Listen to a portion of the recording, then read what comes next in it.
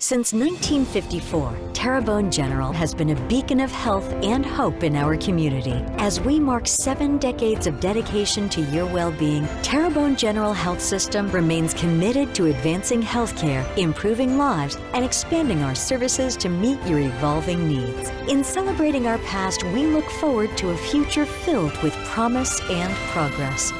Your health is our legacy. To discover more, visit tghealthsystem.com.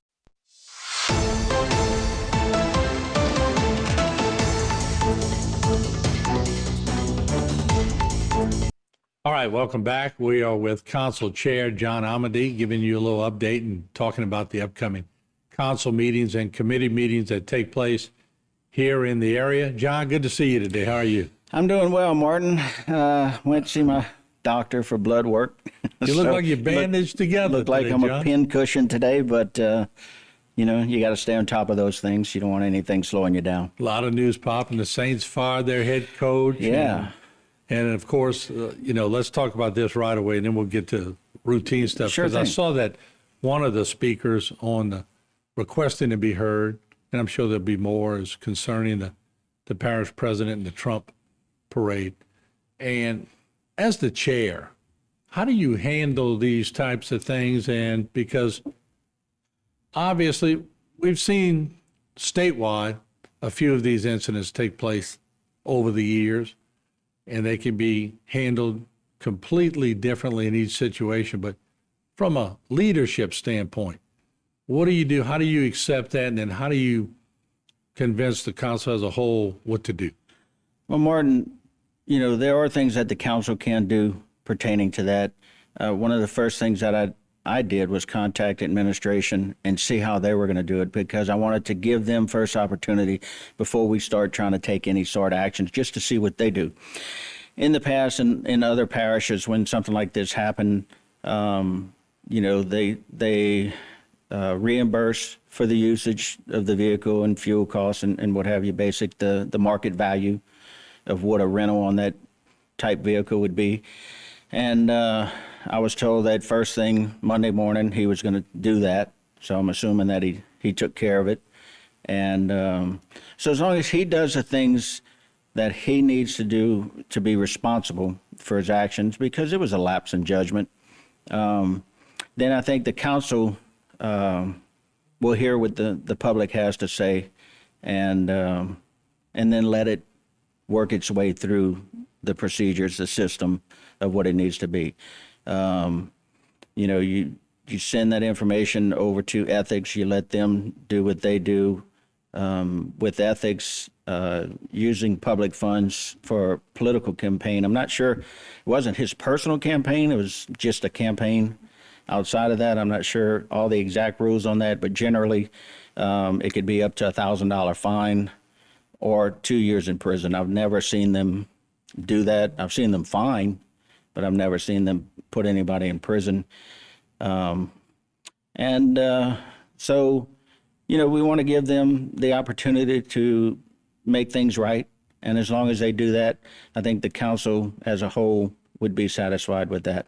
It'll be a learning lesson for everybody involved. Sometimes we forget where we are and what we're doing, and we make those faux pas, and we have to, just like anybody in the public, we have to stand for what the consequences of our actions are. Yeah, we had Tanner McGee on earlier to talk about the legality of things, and he said there's a ethics side of it, there's a elections side of it, and there's a constitutional side. So there's 3 sides. But can the council on its own? I don't ever remember the council ever issuing like a kind of statement against something in that nature, and sort of like a punishment, for lack of a better word. Is that something the council can do as a whole? I haven't completed my research on it. I was working on it this morning, but so many things have gone on today that have pulled me away from that. But I know there is an action. I don't have the exact details on exactly what that action entails. But I think, it's also an IRS thing in my research, what I've found. So as long as he's going through and he's doing the things that he needs to do to make things right in accordance with all those that you spoke of, then I don't see the need for the council to take any further action. Yeah, because there's protocols that y'all have to go through. Just Right. asking a question because we don't see this often. So we don't know what the protocol is except for the fact that ethics gets it, the election committee gets it, it may be a constitutional issue. Then it either goes to a district attorney to look at it or the attorney general. Well, in many cases, it'll go to a district attorney, and they'll take a look at it, see if there's any wrongdoing or something that took place. There was a case in another parish a couple of years ago where the parish president was using the vehicle and turning in fuel receipts, so that was double dipping. Right. To me, that's a different story because that seems like an intentional theft, whereas I think the level of this one is just a lapse in judgment that his lack of political knowledge and experience he fell into, and people do things out of emotion. I think that if he was just escorting a parade, that would fall within his duties, which would justify that action. But the fact that he shoved a political sign in his vehicle changed the whole story. Yeah, I think that's where it sort of gets muddy when politics always becomes part of something. It is, and there's very specific rules. So you leave it to the smart ones to figure that out. So things like ethics and other DA and so on can look at those things and weigh those things out. But as of right now, we're going to let the people speak, give them an opportunity, those that want to, and then we'll move forward based off his actions. And I know President Bergeron well. He realized he made a bonehead mistake, and he's going to live up to it and do the things that he needs to do to get through it. All right, fair enough. We appreciate the comments on that. Let's take a break, then we'll come back. We'll talk about regular agenda items, and Absolutely. including that tax that everybody's talking about. Right. So we'll be right back with the chair of the Terrebonne Parish Council, John Amadi. Don't go away.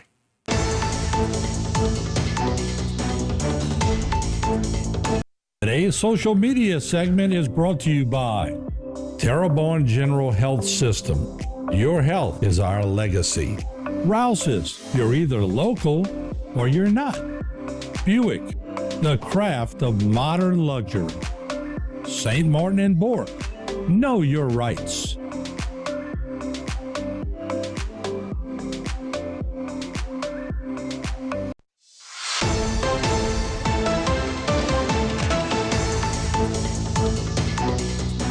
All right, welcome back. Now we're going to jump to other things besides Trump cutouts in vehicles. The parish still has to run. So once again, John Amadi, the council chair. The governor just put an inventory tax proposal out, and I know our local officials are very concerned about it because although it helps one sector, it really hurts another sector. So I'll give you the floor on that. Yeah, thank you, Martin. So with his tax reform plan, part of that has to phase doing away with the inventory tax. And that's a local government thing. That's something that the local governments use. And, I was telling somebody earlier, I said, some of our reps like Jessica Domingue, my wife, Beryl, they served in local government, so they understand it. But a lot of people don't understand how local government works. And if they do away with this inventory tax, what they're telling us is they'll give us $15 million to subsidize that until we can replace that income if we drop it right away.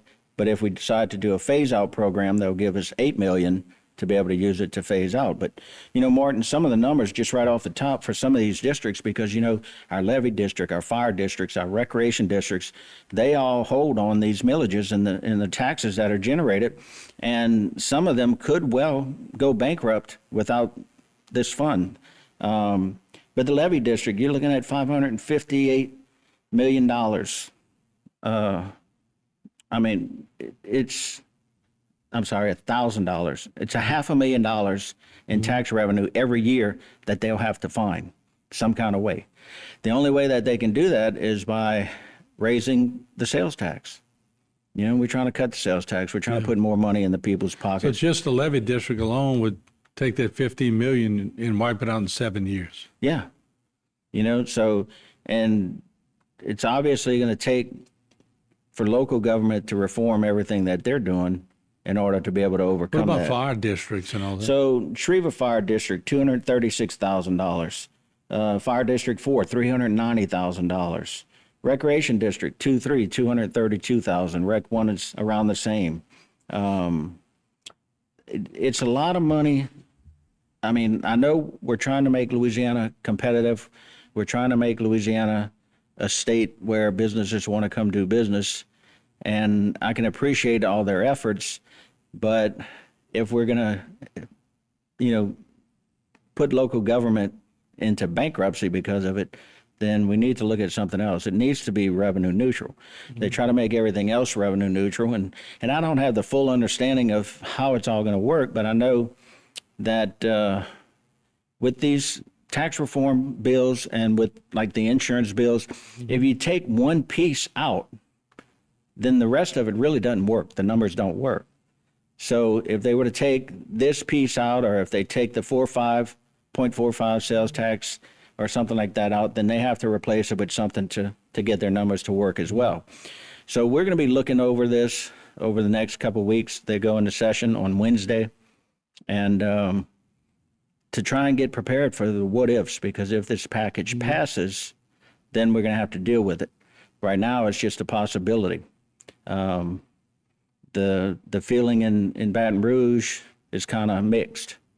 But natural that they'll be looking at consuls, like you're the chair of, to give them some input. Well, absolutely. So that's why I started looking into it once I got a hold to it, and the assessor was able to put together some numbers to send out to us so we can see what the hit would actually be. Mm-hmm. And I don't know, it's going to end up being a painful thing. It may be a necessary thing in order to get the state where it needs to be. It's just, we would have probably liked to be in on that a little bit sooner to give us a better idea. Yeah. Right now, I would suspect that there's going to be a big opposition against it, just like it was when they were trying to centralize the tax collections. Not enough conversation. And we see that in government. We saw it the other day with the insurance deal here locally. There wasn't enough conversation to take place. So the council said, no, we're not going to change it.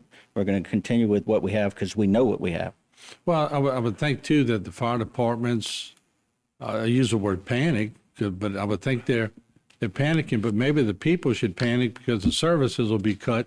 No way you can sustain that kind of service with no money. No, and we're going to have, it's going to fall back, I guess, on local government to try and take all that on, which then reduces services there, as well. So, people always complain about how bad the roads are and grass being cut. Well, something's going to have to Might be driving on oyster shells again. Hopefully not. Well, I'm glad y'all in politics and not me, because some of these decisions coming down the pipe are very instrumental. Anything else major coming up at the meeting? So we're continuing in our budget hearings. We're going through the budget and requesting or suggesting, proposing any changes that we see in there based off of what the parish president provided us with. I don't think it's going to be too terrible. We've asked all the departments to see about doing a 10% cut because now that the storms are out of the way and things are adjusting back, the tax revenue's down. So we're looking for a few extra dollars to be cut in order to be able to balance the budget. And then we have a couple proposed changes for them as well. But I don't think it's going to be a major thing. All right, just to let the public know, we'll be there again, film it. We'll put it on Facebook and YouTube and HTV. Appreciate you joining us, John, Absolutely. as always, and good luck at the meeting Wednesday.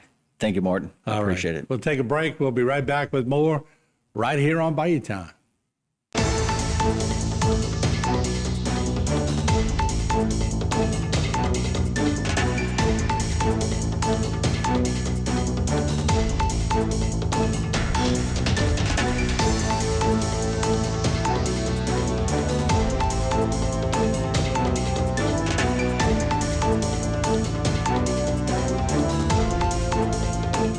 Today's social media segment is brought to you by South Louisiana Bank. It's better when we bank together.